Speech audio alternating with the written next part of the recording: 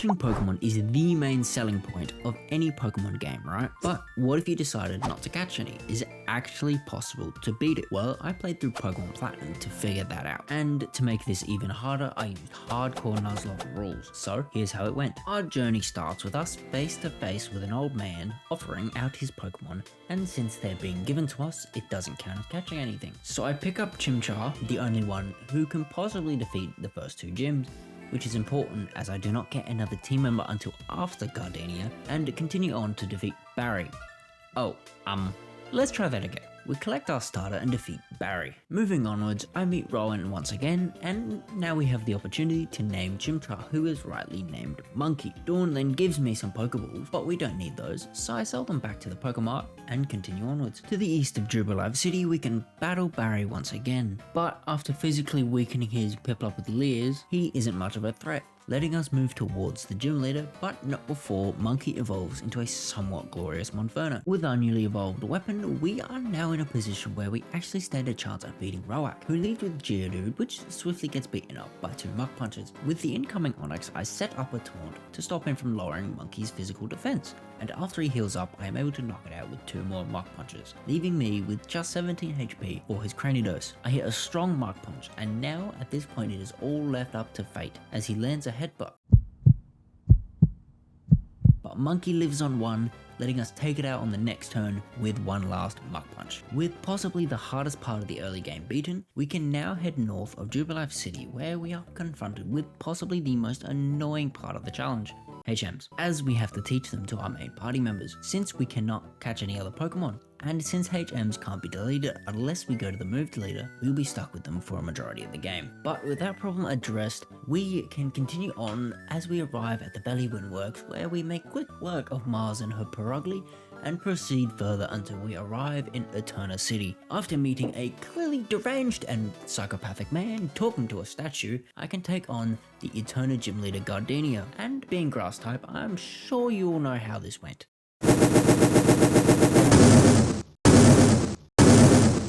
Our next stop is the Team Galactic building in Eterna City, where we can take on Jupiter and her Skuntank, which doesn't have any moves that can really do damage to Monkey, so I can knock it out pretty easily, which now leads us to our meeting with Cynthia, who gives us our next Pokemon, an egg. Don't worry, it hatched into a Togepi that I named Scrambled. I decided that I wanted to evolve it right away, but since Togepi evolves by high friendship level, this would theoretically be really difficult without moving forward, but there's actually a workaround to this. In Pokemon Platinum, happiness level increases by 1 level for every 256 steps taken, and a Pokemon hatched from an egg starts with a base level of 140.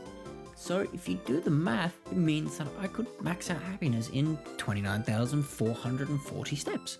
That's a lot. But luckily with the Soothe Bell, we can cut that down to roughly 14,720. So after running back and forth for a while, Scrambled evolved into a Togetic, letting us finally leave Eterna City and meet the Psycho Man again in Mount Coronet for arriving in Hearthome City, where we actually get another Pokemon, an Eevee from some random girl. This is Gumbo the Eevee, who I won't evolve just yet as I don't have the evolution stone that I want. The Hearthome Gym is the next destination where we take on Fantina and her ghost types. She starts with a Duskull against my Monkey. It hits me with a Future Sight that does less than I was expecting, and then is taken down by Flame Wheels. Her Haunter comes in next and hits Monkey with a Shadow Claw before going down to Flame Wheels as well. This leaves just her ace Pokemon Mismagius, so I switch to Scrambled to Encore it into a Confused Ray and put it to sleep with Yawn. Then I bring Monkey back in to deal some damage until the Encore ends, and then switch between Scrambled and Gumbo until it dies to burn damage, safely defeating Fantina. With the addition of Scrambled and Gumbo, Barry no longer causes any problems throughout the entire run, so we just move on to Salacion Town and enter the ruins, where we can pick up a Water Stone, which I used to finally evolve Gumbo into Vaporeon. Fun fact, did you know that Vaporeon is the most... Moving on, we arrive in Veilstone City, and run into the man himself, Crash Awake, and then talk to another random person who gives us a Porygon that I named Proton. Since I disabled Trait Evolutions, I can give him the upgrade and evolve him into Porygon 2. After throwing some punching bags around, I stand face to face with Gym Leader Maylene, who leads with a Meta-type, and I start with Gumbo, which I use to pretty much cripple the Meta-type with growls and scent attacks, letting me safely switch to Proton, who gets a special attack boost on entry thanks to Download. He is then able to take out the Meta-type with 2 Signal Beams, and her next Pokemon, Machoke, gets one shot by a single Psybeam. This leaves Maylene with her ace Pokemon Lucario, and after dealing some damage with Psybeam, I then use Scramble to hit it with Yawn so that Monkey can then take it out with Flame Wheels, earning our 4th gym badge. After arriving in Pastoria City, we are stopped by Barry in front of the gym for a battle, but let's be honest, his best Pokemon at this point is still a level 36 Prinplup, so he was beaten pretty easily. With him swept aside, I am able to make my way through the gym, and in the process Monkey evolves into the ever glorious and awesome Infernape. Our next opponent is the GOAT Crash Awake, leading with his Gyarados that gets obliterated by 2 shockwaves from Scrambled. This leads to him bringing out his ace Floatzel, but I can just use Proton to lower its health and then finish it off with a close combat from Monkey, leaving just his Quagsire, which is dealt with easily by Proton after using Recover. Our travels don't end here, as just after leaving the gym, we witness an act of domestic terrorism, and after following the culprit, we run into Cynthia again, who gives us the secret potion, letting us clear the Psyducks and continue over to Celestic Town, where we give Cyrus a whooping. With the clearly deranged man defeated, we now have the luxury of arriving in Canalave City, home of the 6th gym, but we have other things we must do first. The first one is being Barry, who stops us in the middle of a bridge for a battle. Can we just point out how much of an inconvenience this must be? Like, we are just blocking the whole bridge. What if a boat just came flying through? Enough of that, back to Barry, and well, would you look at that, he has already lost. With him out of the way, we can sail to Iron Island, where Riley gives us a Riolu egg, which we hatch and name Anubis, and just like Togepi, we run back and forth until he is able to evolve into a Lucario. Before leaving Iron Island, I picked up the shiny stone, which allows me to finally evolve Scrambled into Togekiss. Upon arriving back in Canalave City, we head straight to the gym to take on Byron, who is much more of a disappointment compared to his son Roak, as well, just watch.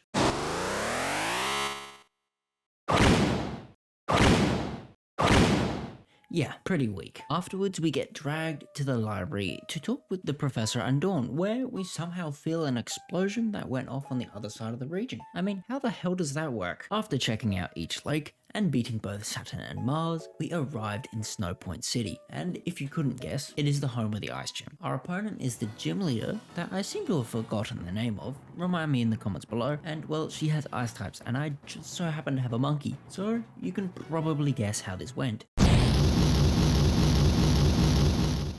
As we arrive at Lake Acuity, we get to witness Barry lose once again, and after watching Jupiter walk off, we can head back to Veilstone City to take on the Galactic Headquarters, where we pick up the Dubious Disc, allowing us to evolve Proton into Porygon Z. We then watch a cult rally, and I mean, how does no one notice us just standing there? We aren't even hiding. And as they disperse, we make our way up to Cyrus's office to fight, but this one is clearly much easier than the upcoming battle, as all 3 Pokemon are dealt with very easily. After freeing the Lake Trio, I am now free to scale Mount Coronet to the Spear Pillar, where we help Barry to his first win against Mars and Jupiter. Cyrus then summons 2 gods and opens a big ol' hole in the ground and jumps in. So what do? Follow the dumbass right into the hole and land in the Distortion World. This is where we come face to face with Cyrus for the last time. His leading Pokemon is Houndoom, so I chose to lead with Vaporeon, and after Gumbo is burnt by a Will-O-Wisp, I can take it out with 2 Surfs. His following Pokemon is a Gyarados, which I use Scrambled to blast it with 2 Shockwaves, knocking it out. Weavile is up next, but I have Anubis, who can obliterate it with a single Aura Sphere. The Honchkrow, which is normally his most troublesome Pokemon, is actually dealt with easily, as Proton gets a special attack boost upon entry, meaning he is now able to one-shot it with Discharge, leaving just his Crobat, and after landing a Cross Poison, goes down to a Discharge as well, putting an end to Cyrus's delusional ideals. After proving to Giratina that he's not that guy, we can head off to Sunyshore City to take on the final gym leader of the challenge,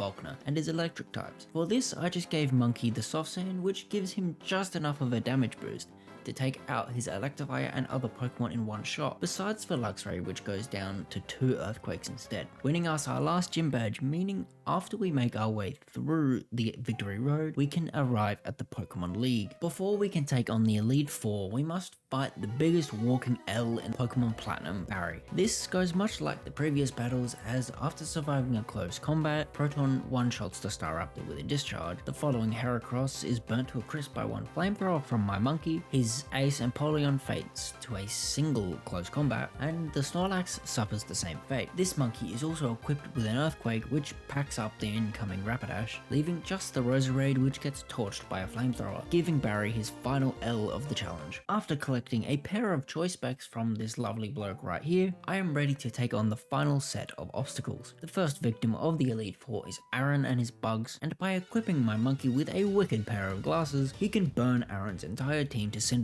That's 1 down, 3 more to go. Next up is Bertha, and this time it's Gumbo's turn to shine. Starting with the Wishcast, I set up an Aqua Ring before taking out the oversized Catfish with 2 Surfs. This leads to her sending in Gliscor, who lands a critical hit, Earthquake dealing heavy damage, but Gumbo retaliates with an Ice Beam, putting it down. The Golem follows the Gliscor to the grave after just 1 Surf, and thanks to the combination of a Shell Bell and Aqua Ring, he is back at half health when the Rhyperior comes in. But just like the Golem, 1 Surf is enough to end its life, leaving just Bertha's Hippowdon, but unlike normal hippos, this one isn't so good with water, and as a result, 1 Surf can take it out, defeating Bertha. The next target is the hot-headed member Flint, leading with his Houndoom against Gumbo, and this battle doesn't start well, as we get flinched not once but 2 times in a row before setting up an Aqua Ring, and then proceeding to knock it out with 2 Surfs because of the sunny day. His Infernape is out next, and turns out it has Thunder Punch, so after landing a Surf, I bring in a monkey of my own to take it out with Earthquakes. The following 3 Pokemon, Rapidash, Flareon, and Magmortar, all get swept by individual Earthquakes, leaving just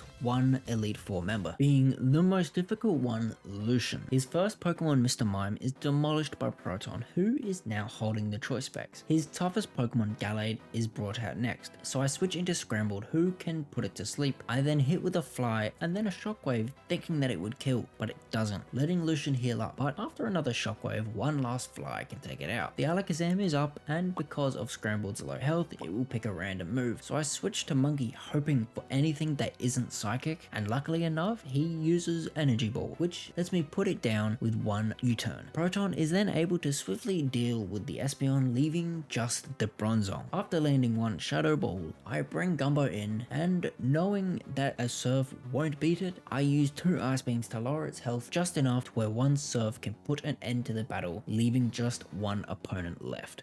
One of the hardest champions in all of Pokemon, Cynthia. With her Spiritomb out first, Anubis gets to see the field for the first time in the Pokemon League, and after 3 Dark Pulses, he can put the old Keystone back to rest. Cynthia counters by sending in a Lucario of her own, but that is not enough to stop Anubis, as a single Bone Rush can take it out. Anubis' terrorizing ends as the Garchomp comes in, because I switch to Scrambled on the Earthquake to hit with a Yawn. I bring Gumbo in as it falls asleep, meaning I am free to put it down with 1 Ice Beam. With the Roserade coming in, it then leaves the field just as quickly as Monkey burns it to a crisp with Flamethrower. He doesn't stay in for long, as her next Pokemon is Milotic, but Proton can deal with it easily using Thunderbolt. This leaves Cynthia with her final Pokemon, Togekiss. After Gumbo takes it down to red health, we can seal its fate using a Shockwave from Scrambled, beating not only Cynthia, but also the entire challenge. That was such a fun run. I would love to attempt this again sometime.